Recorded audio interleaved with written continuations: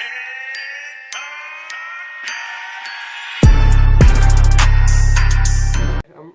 Sitting on toilet. Sitting on toilet. Sitting on toilet.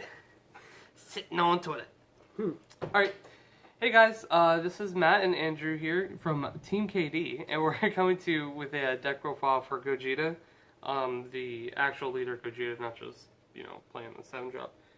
I wanted to bring this deck profile just so you can see, I guess, what you can make with the structure deck, even though lots of these cards are not from the structure deck. But yeah, I just wanted to get into it. This is the deck that I'm going to be playing Noel from a Fubujar against with. I don't know when we're supposed to do it, but I've been testing it for a little bit and I kind of like it a lot, and I'm hoping that you guys like it too. So let's get into it. If you don't know what the Gogeta leader does, it's Auto Burst 2. It means you mill 2 when it attacks. Right here? Yeah. Okay, cool. So if you don't know, it's we can just bring it up here. Is that cool? Down. Down? Yeah. Alright. Yeah? I got it. You're just making it? Okay. We're doing Burst 2 on it. It's when it attacks, you drop 2, and then it draws a card, pretty much. And then untaps 2 at 4 life. Yep. And then you flip it over. It has it's one auto, but it's like 2 effects in one auto. It's auto sparking 7, right? Or 10? Sparking 5. Sparking 5. Whoops, my bad. You get to, if you have 4 energy, 3 right? more. 3 or more. Yeah, 3 more energy. He gains 3 or 5. more, he gains 5, and then 5 or more, I believe, he gains double strike. And then he has a active main that if you pitch a card, your opponent can only activate counter once that turn. So he's a pretty good leader, pretty solid. He has a few rulings with him. One ruling that everyone questioned was like, if my opponent activates a counter, then I activate the activate main, do they still get 1 more counter? And I think the ruling on Bandai Post was that no, they already used their counter. Yeah, and so, then you can also, it's optional to use burst or not. You don't have to use it. So yeah. So we'll get into the actual deck profile. I'm playing for the Fusion Reborn Vegeta, and if you see right here, I tried clumping all the Vegetas and Gokus together. It did not work very well. But right here I put the Fusion Reborn Son Gokus. The reason why I'm playing 4 of this and 2 of this is because I find the Vegeta to be a lot better in the scenario that I like keeping mana untapped to be able to use my negates, and if I need to combo hard combo with 10k, I'll be able to do it. And then it opens up a lot more plays as well. Well, this one only lets you draw. There's another reason that I play 4 and 2 is because I play 4 of this vanilla, and I'll come back to it in a minute why I play 4 of these vanilla. But that's pretty much why I'm just trying to balance out ratios. Right now I'm playing 8 Vegetas and 9 Gokus, and I would probably bump up this Deadly Defender to 9 if I was able to completely balance it out. Then I'm playing at all cost Vegeta. Just so you know, pretty much all the Gokus and Vegetas are 20Ks, except for the Searcher 5K, of course. So they're all able to be used as material for your Gogetas. So this is another 20K, which is really, really good in the deck. And it's good by itself as well, because when you play it, you draw 1, you untap 1, and then you take 2, and then he gains 3K for every energy you have, and he gains triple strike. So he's really good. I totally because I was playtesting, I totally forgot he gets his boost. Yeah. I think he actually negated all of them, so never mind. But yeah, I totally forgot he gets that boost. It's really good. It's really odd that it's 3K though. Yeah. But and then we play 2 Deadly Defender Vegeta. The only reason why I play 2 is because I only have 2. Would play more if I had it. It's a struggle to get this guy out when you have only 2. Because your leader bursts, but your Goku brings it out from the drop. But although that would be in your drop, this guy warps stuff, so you could potentially warp this early game on accident. And it's pretty much the whole combo. This deck is more of a mid-ranged, not mid-ranged. Yeah, I would say mid-range, like early to mid. Like late game, it's really strong with this 7-drop. But yeah. And then I'm coming back to this vanilla. So we play 4 of this vanilla. For this Goku, we play 3 because we evolve on top of this. This is why we play this. And why we play this Trunks is to bring it out. You can kind of see the combo that goes here. If you play this, you bring this out, and you place on top. This is your turn 2 play. And this Goku right here will help you search for your 4-drop over here. So pretty much you play this, bring this out, evolve on top, bring out Deadly Defender turn 2, then your opponent has to deal with a 15k, they have to attack. Hopefully you'll be trying to defend it. I would say, hopefully you had like a Dimension Magic and the Sensu Bean, that's like the play pretty much. But you try to just not let your leader get hit, because this at all costs Vegeta is like really, really good. Yeah. So yeah, and we play 4 super combos. I don't really like the sparking too much, but it's just a good super combo. Then I played 4 of the Goku, the one that searches Gokus. There's a lot of Gokus, and I like searching them. Usually this is my turn 1 play to search out this Super Saiyan Goku, the 4-drop. So there's that. He's literally just a material, so if I have him, I will either ramp him or keep him in my hand.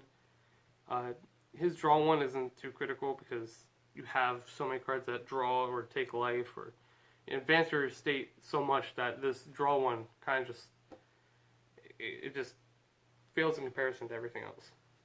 Then I play 3 of the 7-drop Gogeta. The ratio is just there so I can see him, and if I see him early game, he's ramped.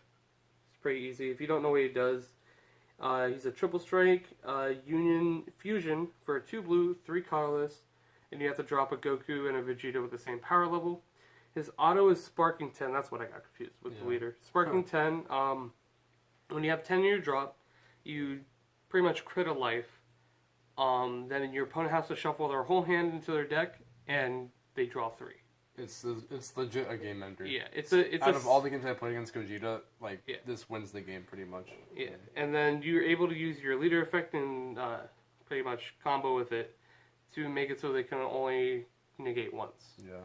And so you're pretty much early game trying to either get all their negates out of their hand or make it so that they can only play. They make it so they play their 1 negate and then use this effect and make it so that that 1 negate they used previously was their only negate they could use. And it's kind of hard to combo out of base 30k, especially when I haven't comboed anything. The 5-drop is just for the mid-range, I guess, fight, because we play Objection, as you see in this deck, just to speed it up a little bit. If your turn 2 Goku plays don't work out, this Objection is what's going to be your turn 2 or turn 3 play. But this Gogeta, what he does is that he is a double striker and a Union Fusion for 2 blue and 2 colorless. Same thing as Gogeta, you drop 2. Yeah, you drop 2 cards, one of them being the same power level.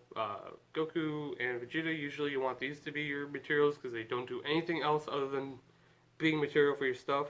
They're not even that good because they are a 3-drop pretty much. And the other ones are like 2s, and they actually do things. But what else he does is that he's a Sparking 5, so when there's 5 in your drop, you draw 2 cards, and you place 2 of your opponent's battle cards at the bottom of the deck in any order you choose. So it's pretty good with that. Then we have our 4-dimension magic. This is the negate we play. We played over Whis because it's a better Whis. Can be used when you're tapped out to untap 2 of your energy by taking a life. I think that's balanced. That it's not balanced. It's incredibly stupid. Whis was like so good by itself. Like, it was such a decent card by itself. Yeah. And now we got a better Whis. And I said already we play 2 Objection. We play 2 Mafu because it's like a staple to get rid of like really problematic problem cards. Is dumb. And then we're playing a blue leader, so of course we're playing Flute.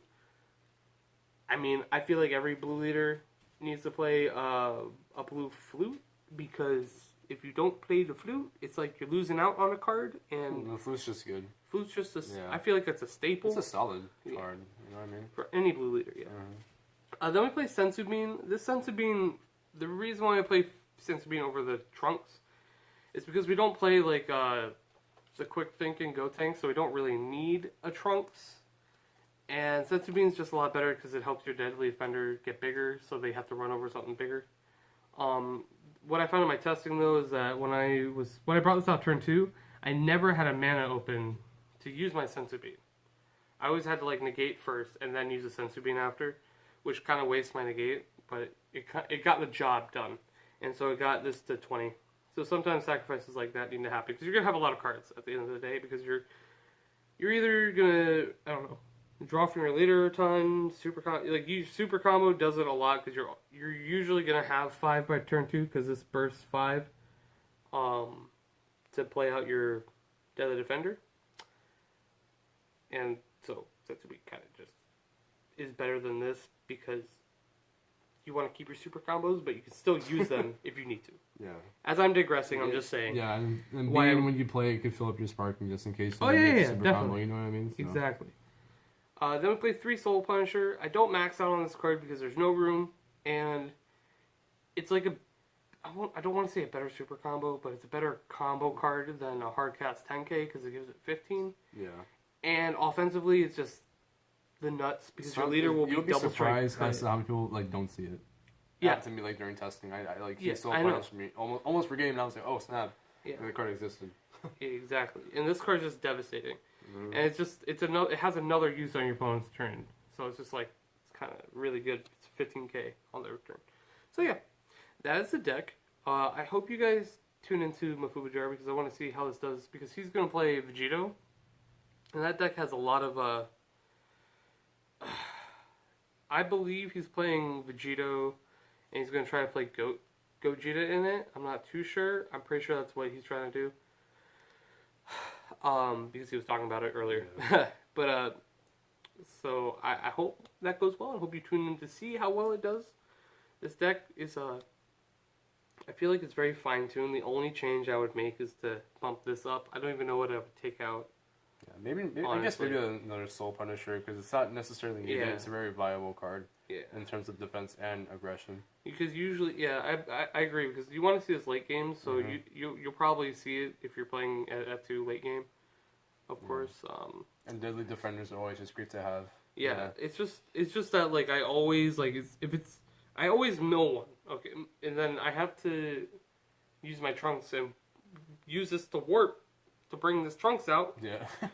And then this other one's probably going to be in my life because that's my luck. So I would totally bump that up to 3. Would not max out at 4 though because 3 is the only. You only want to bring this out once, honestly. If you bring it out later, then all right,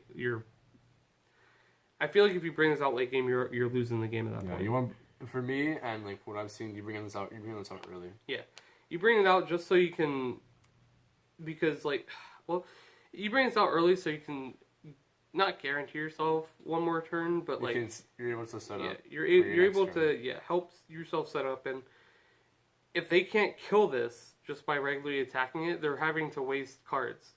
And then if you sensu beam this, they're definitely having to waste cards on top of it. But yeah, like I said, that's the deck. If you guys liked it, please like and tell me what you would do. I know that there's a blue-yellow deck going around of this, which I kind of want to test, but I really think that this is just mono blue is the way to go. But we'll see.